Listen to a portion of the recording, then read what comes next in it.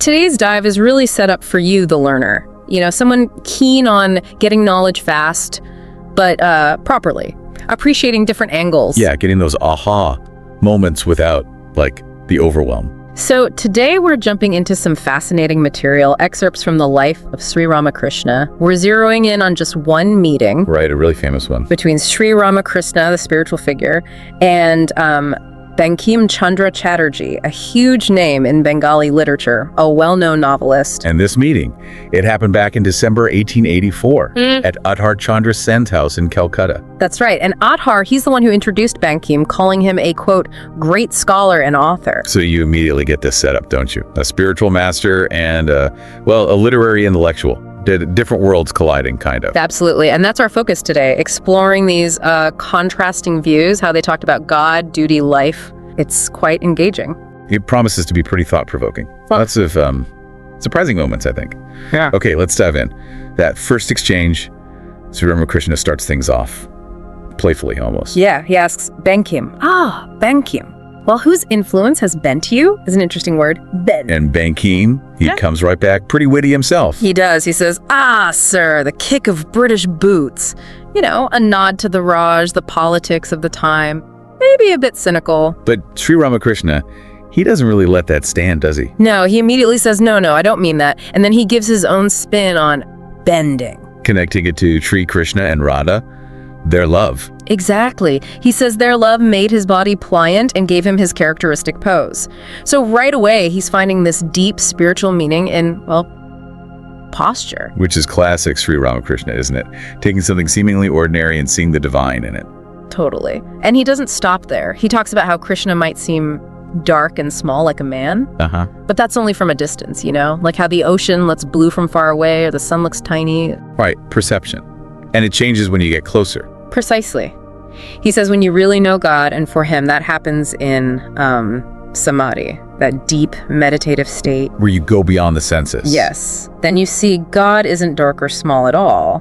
That limiting perception just falls away. It's about transcending that everyday view. Yeah. Then he talks about I and thou, right? That feeling of being separate. Yeah, the duality. He says as long as we feel that separation, name and form are going to stick around. But he frames it differently. He calls it his play. Like the distinctions we see, the world we experience, it's all part of this divine cosmic game, or Delilah. A divine play. And then he brings in Purusha and Sakti. Right. Purusha, think of it as like the pure awareness, the male principle. And Sakti is the energy, the power that makes everything happen, the female principle. And Krishna is Purusha, Radha is Sakti. Yes. And their combined image isn't just pretty, it's symbolic. He stresses they're identical, really. Purusha and Prakriti, consciousness and nature, they depend on each other. One can't exist without the other. He really gets into the details, the visual symbolism. Oh, yeah. Their eyes locked on each other, the colors Radha, bright blue robe, Krishna blue, yellow cloth, even their anklets matching. It all signifies this deep internal and external union. It's incredibly rich. So after that deep explanation, the mood shifts a bit. Bankim starts talking in English with others. Yeah, he turns to Adhar and his friends. Sri Ramakrishna, always watching, asks what they're discussing. And when Adhar says it's about what he just explained. Sri Ramakrishna tells that story. The funny one about the barber and the word damn. Right. It seems like a tangent, but it's not really, is it? Not at all. It's about misunderstanding, isn't it? The barber obsessing over the meaning, worried it's an insult or maybe a blessing he's missing. It shows how easily we can get communication wrong based on our own, baggage. Exactly. Our assumptions, our limited view. It's a clever little story that kind of underscores a point about language itself. Adds a bit of lightness, too. Then, after they've had a laugh, Bankim asks him straight up, Sir, why do you not preach? Which is a fair question for a spiritual figure, you'd think. Yeah. But Sri Ramakrishna's answer is unexpected. Very. He basically says preaching comes from ego. Preaching springs from egotism. He sees people as puny creatures and believes only God has the real authority to preach. You need that divine commission, he says. Yes. Without it, any preaching is just temporary, like an excitement, he calls it. Doesn't last. He uses that analogy, the milk pot on the fire. Right. It bubbles and hisses with the heat, but take the fire away. And it settles right back down. Poof, no lasting change. So the impact is superficial without that divine backing. And he connects this back to personal practice, doesn't he? He does. He stresses you need to develop your own spiritual powers first through practice, sadhana. Before you try teaching anyone else the small bed analogy. Yeah, if your bed's barely big enough for you, you can't really invite someone else to share it, can you? You need that inner realization first. Makes sense. Build your own foundation. Then the conversation takes another turn towards, well, the big questions: life, death, duty. And Sri Ramakrishna asks Bankim directly, acknowledging he's a scholar, what do you think is the duty of man? What happens after death? He assumes Bankim believes in an afterlife. But Bankim throws a curveball. Yeah. Future life. What's that? Just like that. Skepticism. Which must have been quite something in that setting. An intellectual challenging this core spiritual idea. So how does Sri Ramakrishna respond to that? He explains his view. Rebirth. We keep coming back until we achieve realization, until we know God. The potter analogy. The clay pots. Exactly. The unbaked pots keep going back on the wheel. They get reformed, reshaped, until they're properly fired. So we're like those unbaked pots until we gain knowledge. That's the idea. But once you attain that knowledge, become a Janani. You're liberated. Baked. You don't have to... He uses another analogy, boiled patty. If you plant boiled rice, it won't sprout. Because the fire of knowledge has, transformed it. Right. Removed the potential for worldly attachment. Right. But Bankim pushes back a bit. He does. He says, well, what about worthless plants? Plants that don't produce any fruit. Is being boiled enough? It's a smart counter. But Sri Ramakrishna distinguishes the Janani. He says the Janani attains the fruit of immortality, not just some temporary gourd or pumpkin. It's a permanent state beyond birth and death. He also cautions about analogies, though. Wisely, yes. He says they're only partial resemblances. Like saying someone is terrible as a tiger doesn't mean they are a tiger. A good reminder for us, too, as learners trying to grasp these big ideas. They're pointers, not the thing itself. Definitely. And he mentions telling Keshav Chandra Sen the potter story before, reinforcing that cycle of rebirth and liberation until you're baked. And the potter, God, doesn't need to keep you in the cycle of Maya anymore. But some jnanas, they stay. Yes, he says some remain, embodying a higher aspect of Maya to teach humanity. Figures like Sukadeva, Sankaracharya, they choose to stay out of compassion. So after explaining all this, he circles back to Bankim. Right back to the original question. What is your idea about the duties of man? Expecting maybe a more thoughtful answer this time. Perhaps, but Bankim gives another surprising response. Very surprising. I should say, eating, sleeping, and enjoying the flesh. Wow. It's incredibly blunt, almost provocative. And Sri Ramakrishna reacts strongly. Oh, yes. He calls Bankim very saucy.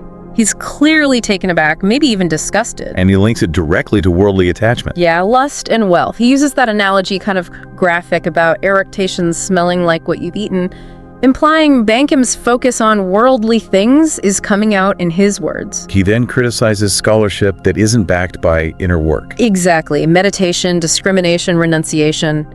He says a scholar attached to worldly pleasures, fame, lust, wealth, they're nothing if their mind isn't on God. True learning needs that spiritual direction. He contrasts the restless crow seeking filth with the swan, discerning milk from water, focused, walking straight. Those who meditate on God are like swans, not crows constantly distracted by, filth. It's a powerful image, that contrast, which leads them right into talking more about lust and wealth. Yeah, Sri Ramakrishna is very clear. Lust and wealth constitute the world. They are Maya, the big obstacles to God realization. He gives advice for householders, though. It's not just for monks. Right.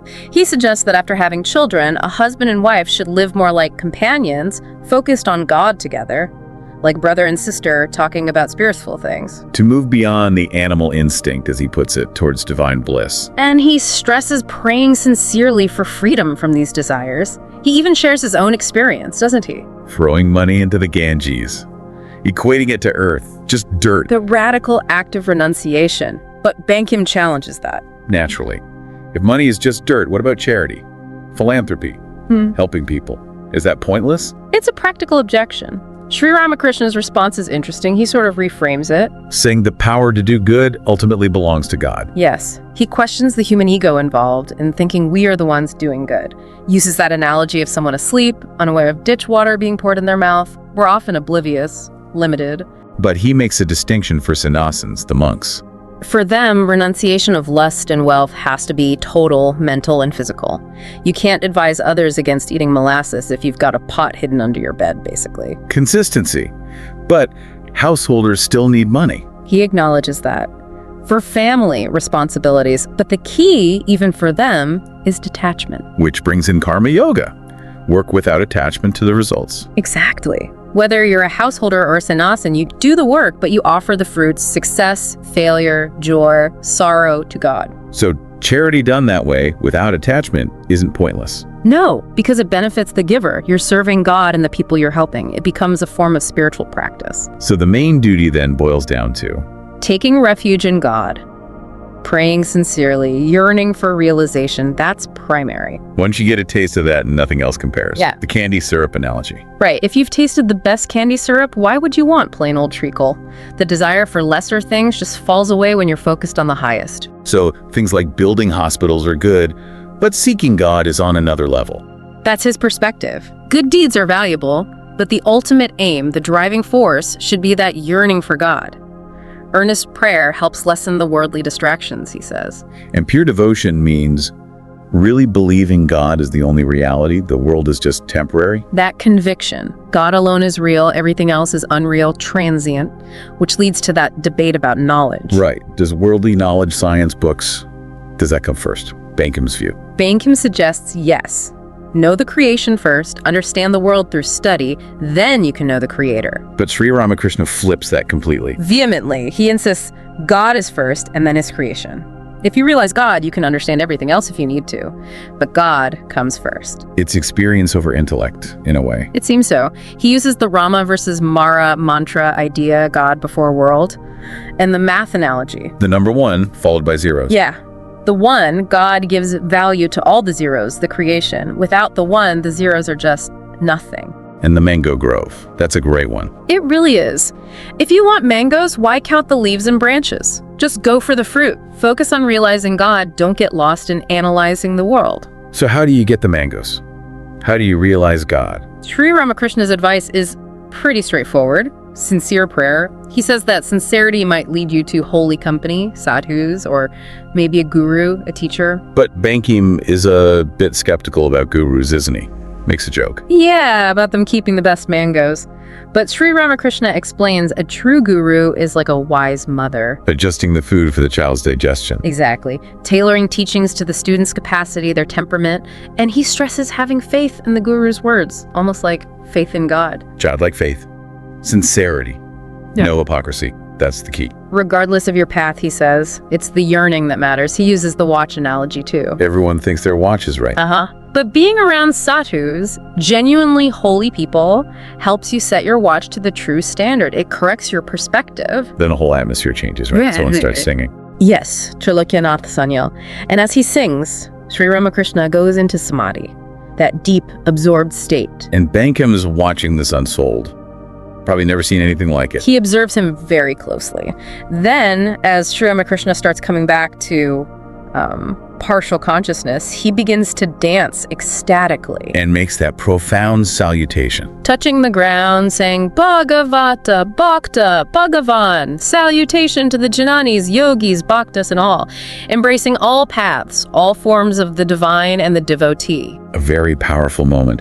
And after seeing all this, Bankim asks again. His core question, Sir, how can one get devotion? And the answer comes back to Intense yearning, like a child crying desperately for its mother. You have to really want it. dive deep for the gems, don't just paddle on the surface. Exactly. Superficial effort won't cut it. You need depth, intensity. Bankim feels stuck, though. Tied to a cork, he says. Can't dive deep. It's an honest admission. Sri Ramakrishna offers comfort. Saying just remembering God helps. It washes away sin, breaks bonds. Yes. Just the act of remembrance is powerful. And then he sings that song. Dive deep, my mind. His favorite. Must have been quite moving. You imagine so. A very fitting end to that part of the conversation. Then Bankim gets ready to leave. He bows. And asks Sri Ramakrishna to visit his home sometime. Sri Ramakrishna's response is typical, isn't it? All right, if the Lord wills. Yeah. Always deferring to the divine will. Bema mentions he has devotees at his place too. Which prompts one last little story from Sri Ramakrishna. The humorous one about the swindling goldsmiths pretending to be devotees. That's the one. A final touch of worldly wisdom, maybe a gentle caution wrapped in humor. And apparently they never met again after that. No, but the connection remained. Sri Ramakrishna remembered Bankim, even had parts of his novel Devi Chodamani read to him later, offered comments. And sent his own disciples to talk with Bankim. So the encounter clearly left a mark. Definitely.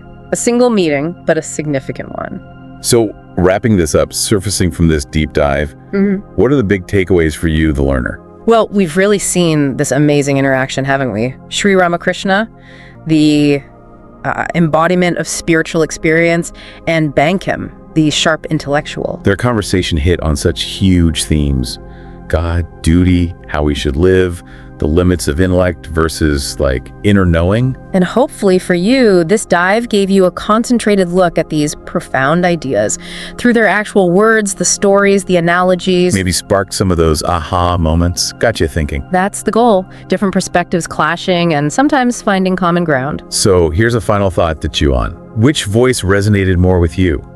Was it the scholar, Bankim, with his probing questions and skepticism? Or was it the saint, Sri Ramakrishna, with his intuitive wisdom and deep faith? And maybe you think about how both approaches, the intellectual and the experiential, might play a role in your own search for knowledge, for meaning. Yeah, something to consider. We definitely encourage you to check out more about Sri Ramakrishna's teachings and Bankim's novels too. There's a lot there. Absolutely. Until our next deep dive, keep exploring, keep questioning. I hope you like this chapter. We need volunteers and sponsors to create content with even better quality and with more variety. If you wish to join this initiative as a volunteer or sponsor, please click the links given in description below. To help us reach more viewers, please like, comment, share, and subscribe to Biography Central. Thank you for your time. It means a lot. Namaste.